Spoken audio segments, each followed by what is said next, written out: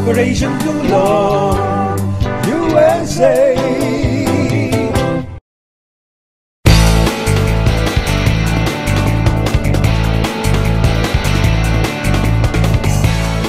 You're back on.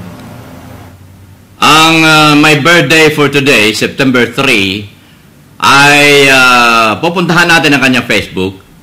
Walang iba kundi si PJ Armas. Narito na tayo sa kanyang Facebook page at babasahin natin ang nakasulat dito. No? Marami ng mga bumati sa kanya. Work at US Navy. Went to Manaoag National High School.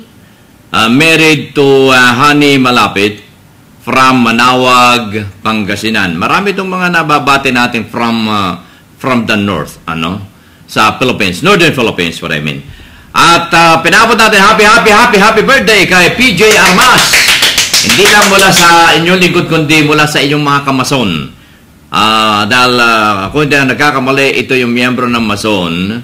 Napakaraming mga mason dito sa aming studio. Kaya happy birthday from your kamason, PJ Armas.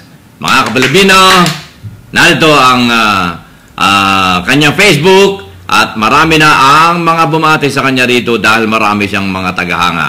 Ang kanyang friends ay 707. Wow!